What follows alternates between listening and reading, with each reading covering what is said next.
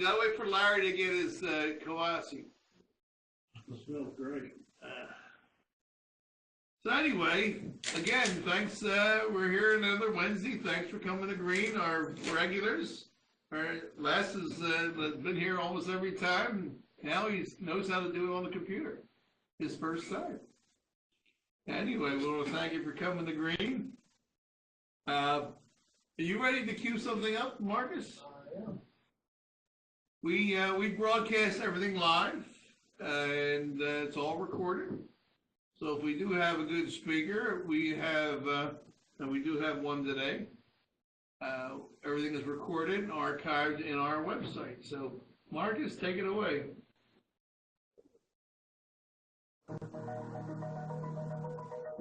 Marcus creation right here.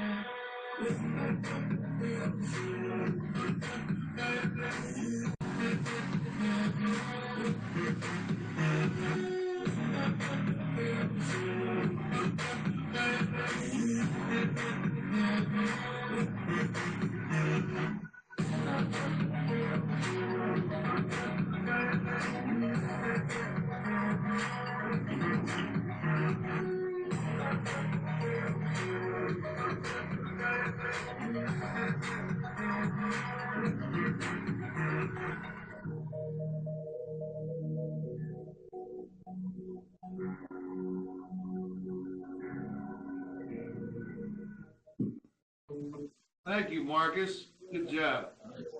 I saw the words current and revolutionary, the two things that came to my mind when I was watching that commercial, which you guys can use, and they'll be up on the website that you guys can hand out if you wish. Steve and I, when we first came with this concept, we didn't want to be books and tapes. Here you go. See you later. I don't really care how some lady 5 years ago made, $5,000 in Iowa. We have guys knocking on doors today, and we wanted something that people can ask today. What do I say? You have a contract for them, I'm at such and such address. Can somebody help me out on the price? So we created this thing here so you can ask questions to Steve, to Larry, to a lot of our teachers. Just call them up. We're trying to do this across the country. And the revolutionary, Doc, when I took his class for my master's in theology, he came up with this camera system with the projector or the TV screens where people can actually watch live all over the country. You never have to miss one of our meetings. You can show up here because we want you to hear. You can mix and match, talk deals, partner in with some people here. But if you can't make it, well, you can do it from home. I mean, you go home and enjoy your family. Our future is, I want group meetings in Florida, California, Texas, and across the world. And you can watch their meetings. So if you can't find a deal here in Nashville, you can watch a deal I told you in Florida. You can watch one of their, as well as this down there last week, trying to get those guys to get their meetings started down there. On Wednesday, this morning, at 10 o'clock, Sharon Restrepo, she puts a show on in West Palm Beach, Florida, showing properties down there. Like I told you, you want to show properties, you can do it from here. You can do it from your house. And we can show them to all our members. It's all recorded. You can show it to your people, just give them the link. And they can watch you on TV doing your, presenting your properties. So we try to make this thing as high-tech as possible. So before we get started with our speaker, I want to introduce two people. Well, first, let me get rid of this check here before it floats away. Stephanie, we have a check for Stephanie. Yay! We have, for bringing in somebody, you get paid. What a better deal. Thank you, Stephanie. We have, I don't know, I signed what? 10 checks, 15 checks, which is pretty much the most I've signed so far. We're growing. We're growing. And bring people in, keep getting more checks. And it keeps coming. So let me introduce first Eva. I'm going to put you on the spot. I want to introduce one of our new members of our team. We brought Eva in as our membership chairman. Put Eva on the big screen. Eva, say hi and tell us what you do and what do you see happening here at Green? Well, hello, Green friends and Green mentors. I'm excited to be with you tonight. I'm doing marketing and membership for Green.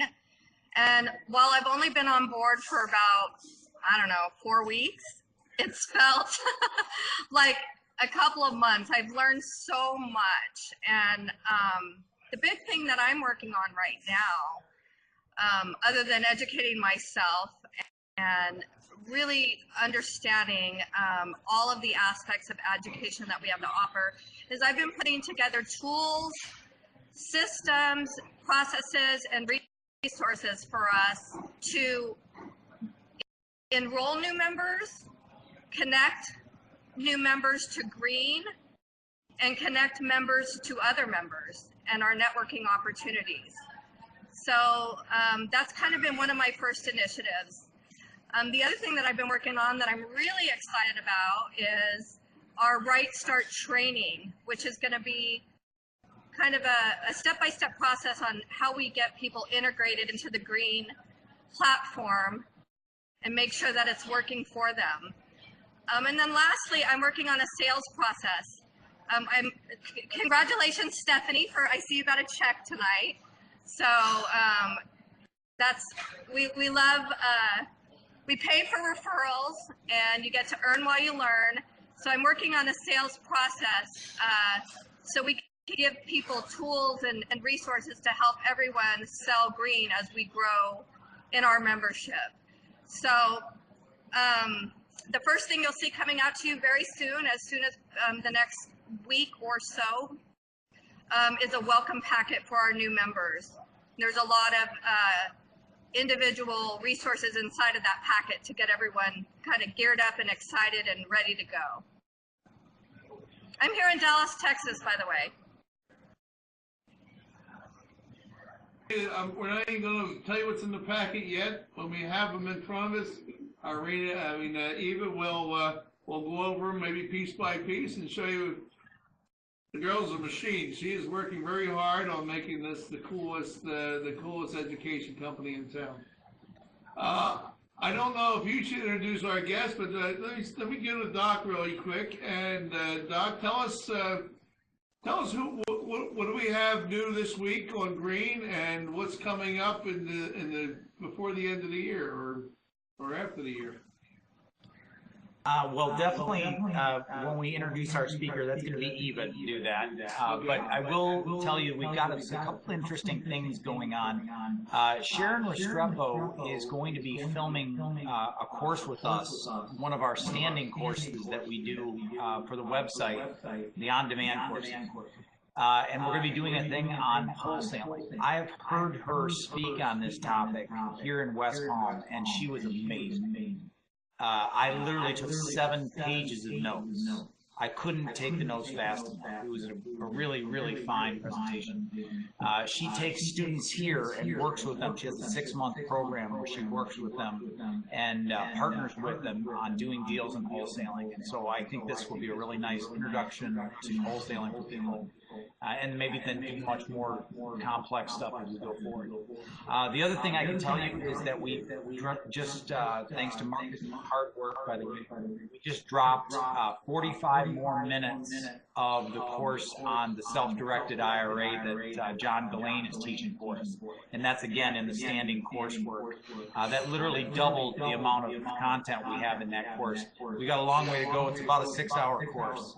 But we've got about an hour and a half of it up so far, but we're making good progress. So I'm really proud about that.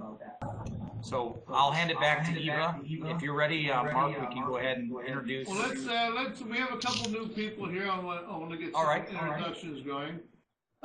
Gigi. Hi. Hey. Go ahead. Who are you and what are you doing? How'd you find us? I'm actually a real estate agent. I work with primarily investors. I've been doing it here since 2010. I do off-market properties and find deals for investors and people that have money. And I came here through Steve Chasen. I used to work with at Reliant, and I'm happy to be here. All right, good. Go ahead. Who are you? What do you do? Hello, my name is Justin. I'm an agent as well. I work with a brokerage in town that's tailored for wholesaling. So we work primarily with single family listings around Nashville. What agency? What company? What is it? Slip on mine. I work with it's called New Western, and second touches through one of Steve's buddies' wives within my company. Les knows these guys from Northwestern. Who were the guys from Orlando back in the day? Rob and Red. No, I don't know. I bought like 50, 60 houses. I'm not sure the name. RealNet. Yeah. Is that those guys? This is the new RealNet. This is the new RealNet. After RealNet went down, the guys that started my company cut their teeth at RealNet. You know. There you go. Okay, I was just gonna say we got. What's that? Rob. Bob. Yeah, I'm trying to get him. Yeah. So yeah. Oh no! Hey, listen.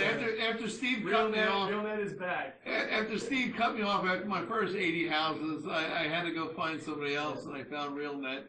Well, 50 houses down in Murfreesboro and 30 houses in Gallup. It's been fun.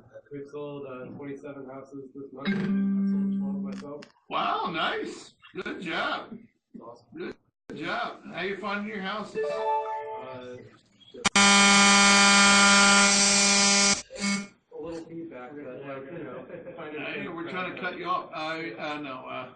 No, we would never cut you off. You bring in deals like that, we want you coming back a lot more. Go ahead. Hi everybody, my name is Fahad. I'm with Benchmark Realty. My first time here, and Stephanie referred me. So I've been doing this for a little bit. I'm originally from Chicago. I've been real estate over there for 5 years. I've been doing this here for about 3 years. So I've worked with some investors, but I'm trying to work with more. So thank you for having me here. Are you looking to do some wholesaling, or you just want to do just keeping your ears open for anything? Yeah, I would love to do that. Because I'm sure Stephanie just told you. I heard when Steve puts on a boot camp here on Tuesday. These guys are going nuts out there, knocking on doors, buying more stuff. Speaking of going nuts, buying stuff, here comes Wade. Wade got a little check a couple weeks ago for $10,000 after about 2 days' work. What are you doing? Wade, you all right? I'm sure on the road. I thought I had somebody on screen on screen here, but they kicked off. But anyway, Larry Cox does mortgages back there. Marina, she loves to come here to eat and break. She wants to break into business. These guys here are, door knocking machines, and they're looking to. You've been doing it for 10 years or so. You're new at it, right? But you're learning fast. And we had somebody on the screen, and of course there's Les. I don't know if you know Les over there in the corner, but Les is a auction machine. Matter of fact, today on Sharon Restrepo's 10 o'clock show, anybody can go free because she's showing property. She did a class on auctions today in Florida, which was very interesting. But anyway, Eva, why don't you introduce our mystery guest today? I will step Okay. aside. How's my microphone? You guys hear me okay?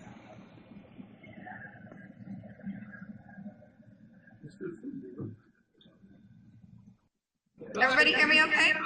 Yes, Eva. Oh, perfect. Okay. So it's my pleasure to introduce a longtime friend and business partner of mine, Wayne Hilton, who has joined us from El Paso, Texas. And if you look closely, you can see his absolutely stunning backdrop of El Paso into Juarez, Mexico. And Wayne's an extremely dynamic speaker and educator, so I think you're really going to enjoy him this evening. He's 20 years in residential and commercial interior design. He's creative director for New Mexico School of Arts in Santa Fe, New Mexico. He's been a large-scale event designer working with such groups as B-52s, Pat Benatar, Hall & Oates, Hootie and the Blowfish, and I love this part about him, and I always love introducing him for this reason, a semi-finalist in season 5 of HGTV Design Star. He's currently the director of merchandising for a $20 million furnishings and design retailer. The common denominator between all of his past and present experience is his passion to continue his own education and mentor others in his area of expertise. He has a strong business acumen in sales, marketing, and new business development, and utilizes design tips and tricks to attract buyers and sellers in residential and commercial real estate. And he makes a good margarita.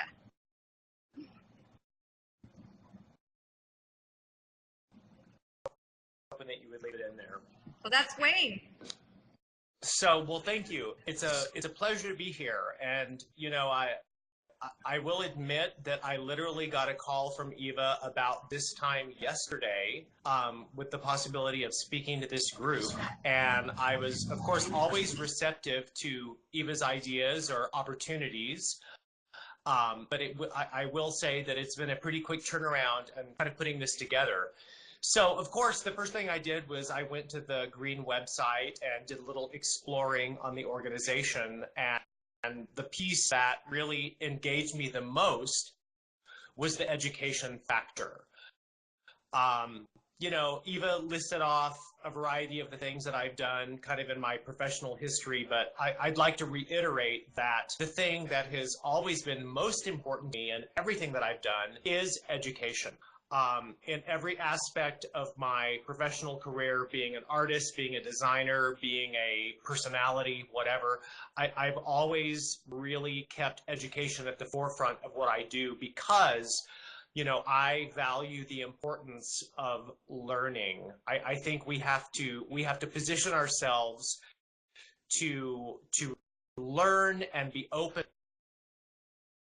That's what makes us better at everything we do throughout our careers. So thank you so much for asking me to be a part of this. So we were talking about, you know, what I could speak to you on, and I do have a significant amount of experience kind of in the fix and flip sector of what you do on the website and from the conversations that I've listened to just that are kind of going on in your meeting here this evening. Obviously, there's a lot of experts in this field. So I'm sure there's probably a lot of you there that perhaps know a lot more than I do. So please be receptive to the things that I'm going to throw out there. I am going to speak more on kind of the design side of the fix and flip process. But before I get into that, I always start with a few key fundamental things that I think are really important for people that are interested in, considering, or doing, you know, fix and flip or rehabbing or, you know, or flipping houses in the market, you know, as a moneymaker. And I think the thing that people have to always, you know, this is how I like to the end in mind. And what I mean by that is really have a good idea what it is you want to do with your flipping business. Is that all you do? Is it a layer to a portfolio of things that you do? Really identify how that fits into your income streams and what you're doing to make money. I think that's really important. I think one of the reasons I like to start with this is I'm a design professional. As you can imagine, with designers, we're creative people. So we have passion about what we do. There's an amount of creativity that comes to it. But the thing that is so key in flipping properties is the business side of it. And that's really the thing that you've always got to keep in mind. You know, yes, there's many things about what I do that I enjoy. And I think the enjoyment is important. But really, when you look at it, we're here to make money. We're here to drive a profit. So you've got to keep some of those key elements in that flipping process kind of at the forefront of what drives your choices. And again, I'm still going to talk a little bit about the design process and some of the choices you can do in that are successful. But, you know, I always like to talk a little bit about the business side. So I think one of the most important things when you're doing a project is you've got to establish a budget. And I think it's really important that people understand that you know your markets, you know your areas where you're buying properties. You've got to be really solvent in the numbers part of what you're doing, because no matter how creative you are or how successful you think you are in the design of a property, at the end of the day, if you're 10 grand in the red, you're going to hate the process and, you know, wonder what the mistakes were that you made. So you've got to keep those numbers at the forefront of your mind.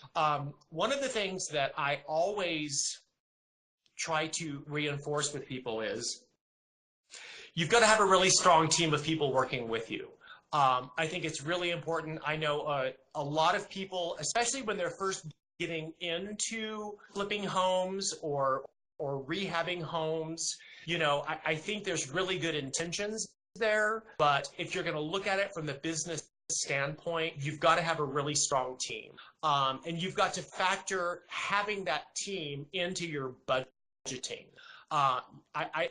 I think, you know, your realtor is really important. Obviously, your banker, depending on which financing route or depending on how you're going to structure the money behind a project, you know, those people are key in doing it. There's just your contractor is really important. I know that a lot of people that come into flipping houses might come sometimes from the trade industry, not only the real estate industry, but the trade industry. And, you know, the thing that I try to really instill in people is the value of, you know, time is money, especially your own time. So there's a lot of people that think about doing things themselves, DIY. You know, you really have to look at, you know, what the payoff on a project is going to be and structure the project accordingly. I think one of the things that we first have to think about is the time frame of flipping a property. And you know, you have to look at from the time that you acquire a property till the time it sells. I think it's really important to look at what that is. Time is money. And I think that's one of the reasons I always, you know, encourage people to work with a realtor, because they're the ones that are going to help you, you know, really turn it once you have the property ready. As we move through this discussion, I'd like to back up just a little bit. If at any point when I'm talking, just because, you know, we've kind of put this together quickly, if anybody has any questions or comments, I know that you normally do the format where you have a speaker that goes for 20 or 25 minutes and then a Q&A after. But if there's any questions as we move through, feel free to ask. I'd like to keep this kind of, you know, a little casual so that we can keep the dialogues going. So I think as you start a project, as I was saying, the budget is really important. And again, I'm sure, you know, most of you know there's a variety of formulas in the market for flipping houses. that people stick to. There's kind of the 70% rule, which I think is really important. But I think as you look at approaching the aspects of a rehab, you've got to understand that the budget is critical, because at the end of the day, when you're done with the project, the budget is what is going to kind of result in the success of your profit and loss. It's interesting, as Eva mentioned, I am the director of merchandising for a fairly large-scale retailer in our community.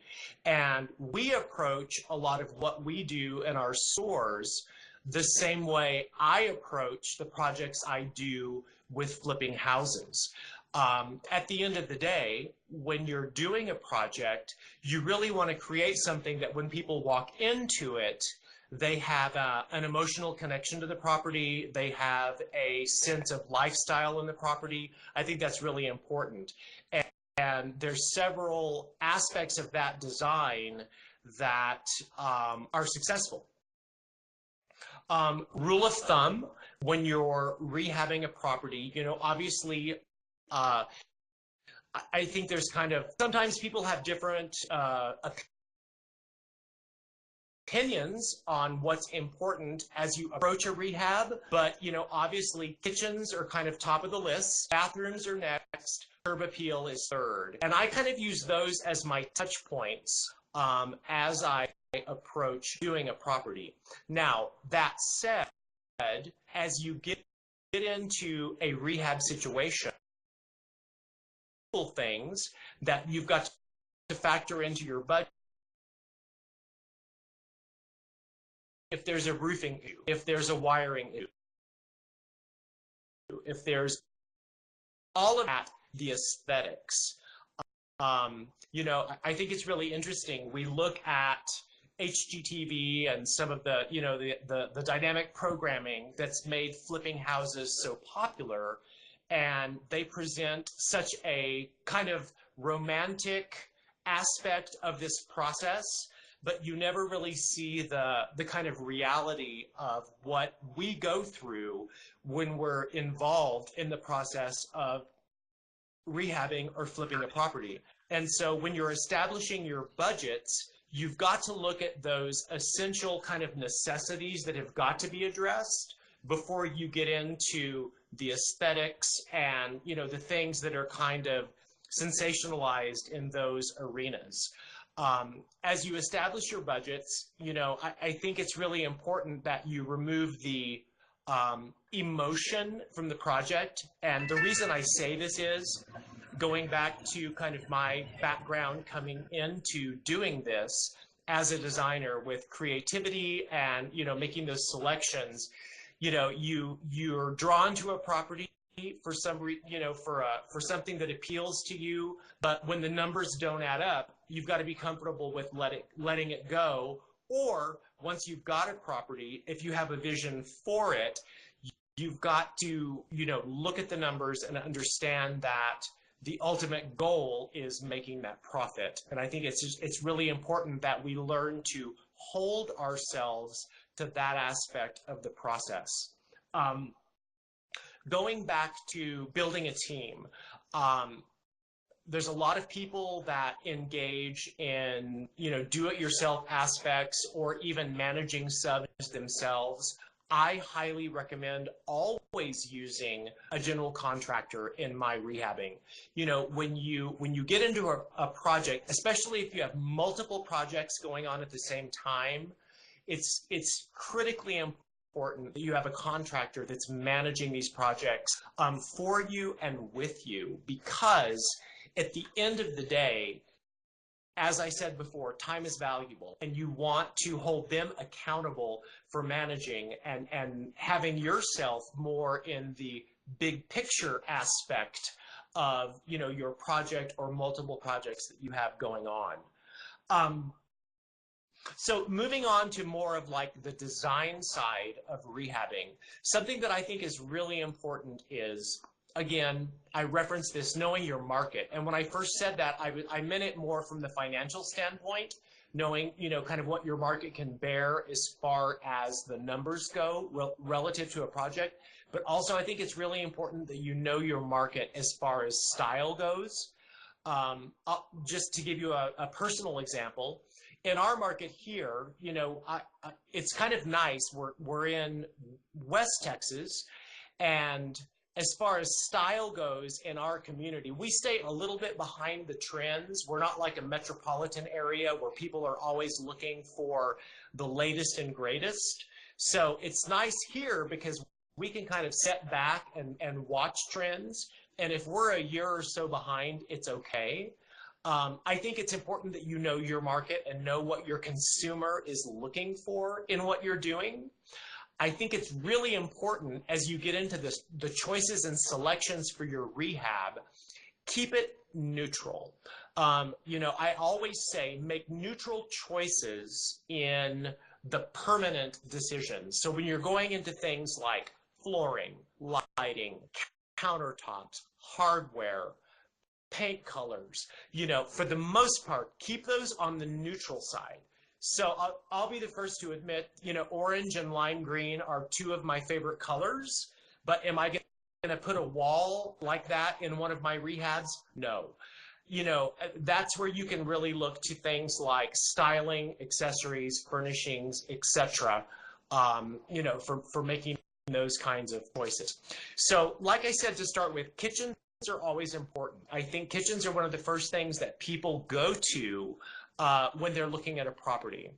And the nice thing is, and this is one of the things that I credit things like HGTV, media, a lot of the stations that are promoting these type of things, they've made consumers very aware of style and choices. And the nice thing about that is when you make good choices, consumers are going to appreciate that when they come into one of your properties. So once you've established your budget and kind of know how much you've got to work with based on, you know, the after repair value, the market value, your costs, your fixed costs, look at the things that you've got to work with. You know, countertops, flooring, cabinetry, cabinet refacing, appliances, those aspects, and decide what choices you can make with that. You know, like the second thing that I mentioned was bathrooms. The reason, I think the reason that kitchens and baths are probably the significant elements that make a rehab outstanding to the consumer is they're trying to move up to something. So you want to offer them those amenities. And a lot of times in the design choices, you want to pick something that maybe they're coming up from to move into this property. And again, I think something that's really important is, as you know your market, as you know the areas in your community, making choices that are relative to that area. You know, depending on the price point, depending on the market value, depending on where you're at, you know, in the value with what you're doing. So are there, do we have any questions at this point, or is there any direction anybody would like me to go with this? And again, like I said, we kind of just put this together yesterday, so I have a lot of notes that I can draw from, but I'd be happy to speak in any one direction. I had a question. We have a question. I had a question. Yes. When you was talking, I was just remembering, like I've done rehab before. I just remember when I was starting out, as far as the budget wise, I guess what I was like, if anyone was starting out here as far as rehabbing, how would they be able to differentiate personal tape opposed to what the market may call for? Because I just remember very vividly, like when I first started out, I know on my first flip, looking back, I know I was more personal as far as in style, but I had to go back and change some things that suited the client base. But the other thing I kind of struggled with in the beginning is differentiating from, differentiating from the whole, am I overspending for this neighborhood? And that's what I mean by like having my own personal thoughts or personal things I want to bring to a flip. You guys understand what I'm saying? I understand. Absolutely. So appreciate that is if like if you were starting out, and then also too like for some particular reason when I got into a flip, now in my later flips I kind of toned down, but for some reason because I was rewarded so much as far as for my draws to renovate, I felt the need to spend that much. Like if I had a budget of $30,000 to put into a home, for some reason coming out the gate, I just felt like I had to spend that whole $30,000. But later I found out that as part of the execution piece and price point piece, I only spent where it needed to be spent at. I don't know if you all understand what I'm saying. Like No, that's I was just trying that's to a figure very, out how would someone as far as coming in with the design idea differentiate from their personal style opposed to, like some people say you need to design a house if you're going to live in it, but that's not the case. But I've seen it happen. So I was like, how do you differentiate from personal style to what the market is, or what's the going trend? So that's a great question, and that goes back to kind of exactly what I was speaking about at the beginning, is looking at it from a business standpoint. And from a creative professional myself, that was one of the hardest lessons that I had to learn and train myself in doing this, because you have to separate yourself from that personal element when you're doing a project. That's tricky though, because when you think about it, you're going to be wanting, when the house is on the market, when a realtor is showing it, you're going to want to have someone come into your home and have a personal connection to it. That's what sells the house. When they come in and feel something about it, that's what's going to make it sell. So there's kind of that fine line between how do I approach a project, not get too personally involved that I make choices based on my own personal preferences, but still be successful in the rehab or the flip. So, I think about, here's what I think about in that whole process. I go back to like the merchandising process that I utilize in the stores that I work from, or even if any of you have been to any of like the major design markets like High Point, Vegas, where a lot of the designers or vendors shop for product, the places that are most successful are the ones that present their product in a way when you see it, you can immediately visualize yourself living in that environment. And that's exactly what you want to do with your rehabs. So you want to keep it neutral enough where you're going to have a broad appeal. You can certainly introduce style or take some risks with it. But if you're going to do that in the sense of accessories or furnishings or that. Don't go for a crazy wall color, but maybe introduce an interesting piece of furniture that makes people engage with the property. I think that's really important. Another thing I wanted to kind of speak to, and I was kind of making the assumption as we were having this dialogue, but it's really important. Furnishing or staging your properties is critical for the resale component, because that's the aspect that when people walk into it helps them have that ability of thinking, I can live here. And that's really important. And don't have reservation about exploring or establishing relationships with like furniture retailers or people in your community that can support you with that. I'm sure the first thing a lot of people think is, well, there goes my profit if I have to buy furniture to go in the house to sell it. There's a lot of ways around that. Working with the furniture retail, we have relationships with several really successful realtors in our community where we work with them on staging houses, and we have multiple ways of negotiating how that arrangement works. You know, maybe we get a percentage after the sale. Maybe they promote our furniture. Maybe they sell our furniture with the home. There's a lot of ways of approaching that. So never be afraid. You know, if you're not afraid to knock on a door of a home that you want to buy, don't be afraid to approach a retailer that might be able to help you with your staging, because it's really critical in looping that consumer into the purchase of a home. So don't be afraid of that. So to get back to your question, I don't want to get away from what you were saying. Yes, it's tricky, you know, balancing personal taste versus what's going to sell my property.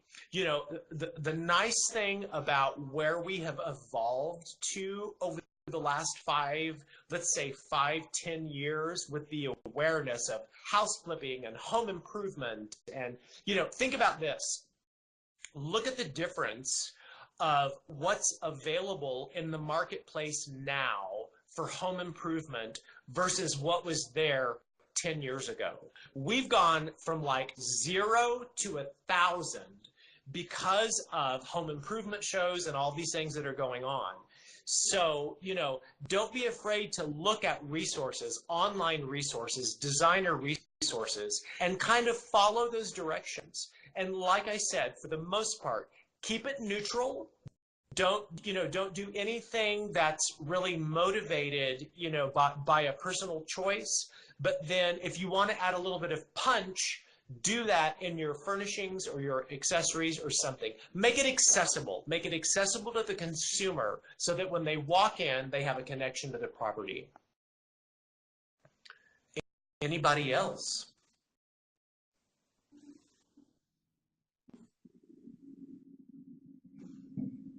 One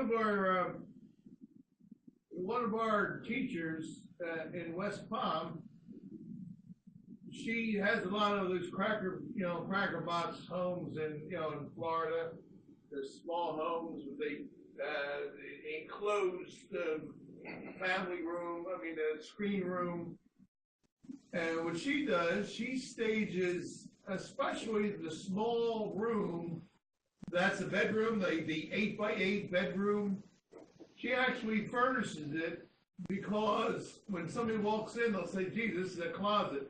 But they see that there's a queen bed, a bureau, a chest of drawers, and they see that it fits comfortably. They see it as a bedroom now, not as a little small extra storage room. Exactly. Well, and I think that's really critical. And, I've discovered that exact thing working with a lot of developers that are doing model homes in communities. Exact same thing. They'll create a floor plan that has that, that extra bedroom. That's exactly what you just described. Somebody from another community might see it as a closet or a much smaller space, but if you furnish it in such a way where they can visualize it as what it's intended to be, then it kind of helps their imagination understand how they could put themselves, in that environment. And I think that's really critical. And that's really where the furnishing and the design factor plays into the success of, flipping and rehabbing.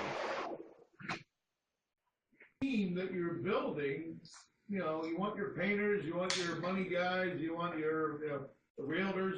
But you might want to have a designer handy so you can just throw some ideas. And, they don't have to come out and design it for you, but hey, what are the latest colors in this part of town? They know it because they do it every day. They'll say, here's the paint color that you're supposed to get. So absolutely. And I'm going to circle back to what I was saying about establishing those relationships with, retailers in your community, people where you can get furnishings from. The staging aspect is really important in selling a property. And even if you can't furnish an entire home, at least a few areas where you can spark that visualization in the consumer, where when they walk in, they get that sense that I could be here. That's the part that really hooks them. And I think that's just really critically important, and it's something that people need to factor into the success of a project. And it's really key. So the nice thing, especially with accessibility to the internet, programming, etc., there's tons of ideas going on. And this is another thing that I really try to instill in people. Sometimes people are afraid to make a choice because they think it's going to be a wrong choice. That's just like investing. That's just like making a choice on buying a property that you're going to rehab. You can sit on the fence all day, every day, but at some point you've got to get that intuition. You've got to get that confidence behind your decision-making skills where you can make a decision. And at some point, it's better to make a decision and move forward. I'm going to say that for the most part, it's going to be a right decision. If it's not, we learn from it. We talked about the importance of education and learning and what we're doing, and that process will never stop. But, don't be afraid to make a decision. I'm going to circle back to what I said earlier.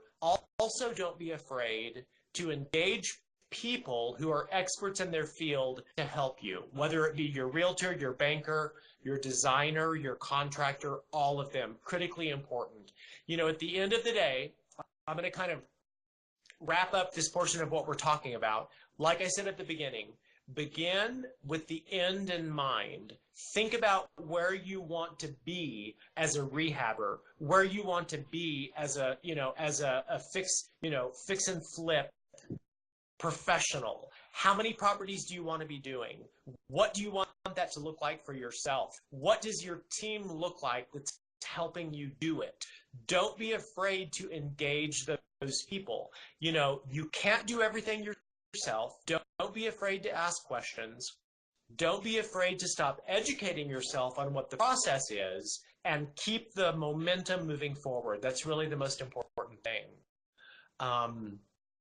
I think, Andre, that's pretty much what I've got here. I mean, if there's any, I'd be happy to answer more questions or speak to other things, but that's kind of a broad stroke overview of what we discussed.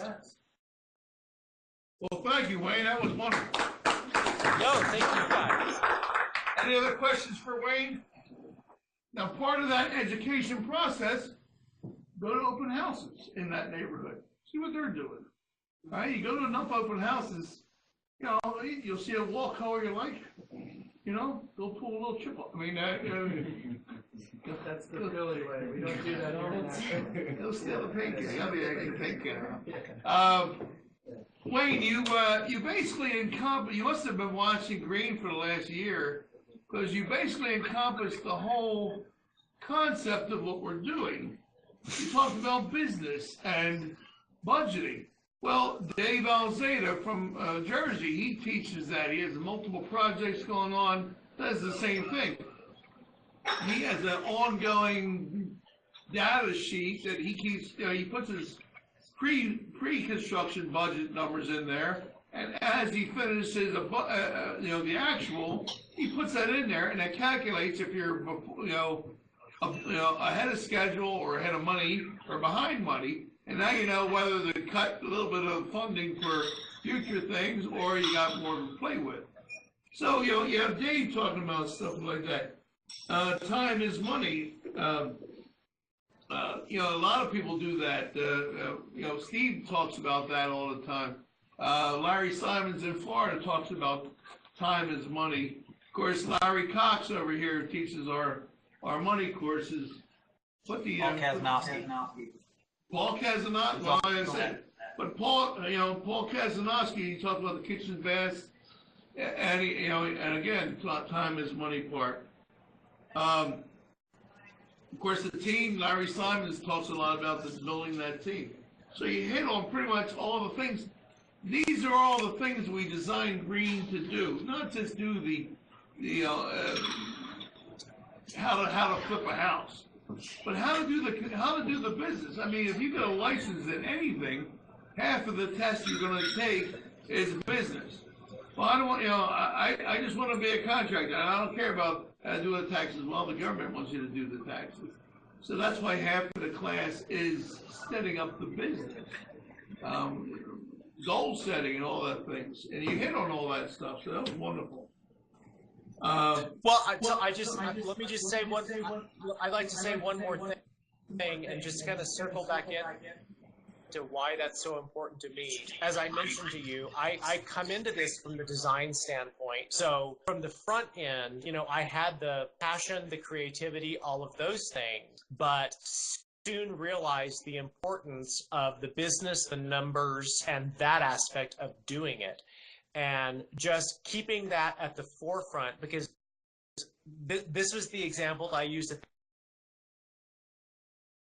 amazing the process is and how great you think the result is in the aesthetic of the finished product. If you're in the hole when it sells, you're going to look back on that as, it's not going to be such a great experience. And don't get me wrong, I value aspects of the process, but at the end of the day, we're in this to make a profit. And so you've got to keep that at the forefront. And the thing that makes that so achievable is the education aspect, because things are constantly changing. We have to keep learning, no doubt about it. Wayne, any last questions for Wayne? I'm going to bring Steve up now. But thanks again one more time for Wayne. No, thank you so much. Good, because we just our speaker had to cancel out a mother illness problem. And Wayne stepped in really fast. Wayne, are you on Wi-Fi where you are? Yes. Yeah, all right. Well, again, he's new at it. We're going to have to plug you in on a full-time connection there. It was pretty decent. But it was good. We'll do it, absolutely. But anyway, we'll finish up with Steve Chasen talking about green. So I wanted to, once again, we appreciate everybody coming on Wednesday evening. It's just from my experience, I just have to sort of reiterate that design really is big money. There's some people that are truly gifted at design and make just a massive amount of money in real estate. If you have an eye for design, and each of us have our different skills, and we look around the room level, or the room here, we're dealing with people that have different skill sets that bring something different to the table. I know, Gigi, I know you're a design person, and some people that have that eye for design can go into a higher end neighborhood and take something and make it really cool, something that's urban or trendy, or in a place where you get a price point at $1 million or $1 million plus, and make a lot of money with it. And so if that happens to be one of your skill sets, or if you don't have that skill set, that's one of the reasons why we come into this group. I wanted to just hit on just a couple of things, and Mark obviously talks about what we do here at Green. We're creating this group to kind of be tight-knit. We move deals in between each other. I've got guys calling me. They're out there, as Mark mentioned, door knocking, literally. And we want to have agents, wholesalers, everybody come together. We do have a network marketing company. We have online training. I do training once a month at auctions. I buy a lot of property in Middle Tennessee at auction. Paul Kazanowski does rehabs, fix and flip. Sharon Restrepo does both wholesaling and rehabbing auctions in West Palm Beach. And so the idea is that you get a lot of different voices and a lot of perspectives. I can tell you from personal experience, it doesn't matter what level of investor you are. You could speak to someone like myself or like Paul. You may be a higher level than both of us, maybe, but you're still going to get some ideas. And Paul makes a 7-figure income, $1 million plus income in real estate. He trains weekly. So as a part of our company with the online training, and several of you guys are already members, but you do get access to people who are already making millions of dollars in real estate that are training you on what they know. Just one quick example that came to mind today was one of our members actually called and he said, "Hey, Steve, I'm getting a divorce. I need money." And he's an air conditioning guy. He's like, "I'll do anything. We've got an air conditioning job." I had a $4,600 quote. that just got lowered to $2,500. Where was that? We got any more deals like that? Yeah, he needs work right now. It's not Duncan. I need him, yeah, that yeah. kind of deal. Yeah, he needs work. So I'll give him work. yeah. He said this was a placement, Dixon. It was a replacement. So anyway, the point is we have a network of people. We have some good, honest, vetted people. That's one of the reasons why we come to a place like this, is to create these relationships. And just like Mark said, we're all accessible by cell phone. If you need to vet a deal, you want to know, do the numbers work on this? Do you know, what do you think? You've got wholesale deals, or Stephanie, if you've got wholesale deals, or anybody, Anthony, Muhammad. Wade, obviously, we've already done a wholesale deal with him in the last month. So that's part of what we're here for. We definitely encourage you to be a part of something that's about to grow nationwide and hopefully one day worldwide. If you are interested, if you guys, a couple of you that actually almost everyone's, you're the only one, or I guess a friend has a. Yeah, I believe. That's not good. If you're interested, you can exchange business cards, and if you are interested in signing up, let me know. These meetings are always free, though. We want every voice that we can have, and every Wednesday we have different topics. Could be 1031 exchanges, wholesaling, fixing, flipping. Larry talks about mortgages sometimes. Just various subjects that are somehow related to either wealth building Who's coming up next? or real estate. Oh, and just so I can make a proper introduction, I know you guys walk into this. This is actually our online system, and our director of education is in West Palm Beach, Florida. That's Dr. Andrea Molinari, and Ava Nightingale is our membership director. She's in Dallas, Texas. We do have people all over the country that are a part of this, and we broadcast live, and we do our training in this video conferencing platform. So our training that's online is live and it's interactive. That's it. We try to keep everybody, be respectful of their time. We open the doors at 6 on Wednesdays, and we normally will shut it down at 7:30, kick you guys out of here at 8. And, mix, mingle. Lloyd's got a wholesale deal right now over in Myra Meadows. And Lloyd, tell us about it. Somebody, wait, 2 seconds. Jamie and, we don't have to broadcast for these guys. Let them talk. Jamie's got one over in Bordeaux right now, too. So there's a couple of guys with wholesale deals. You guys might want to talk to them. I think Lloyd has a check. Why don't you give him a check? Oh, yeah, Lloyd has a check. Yeah. All right. Hey, thanks, guys. We appreciate you.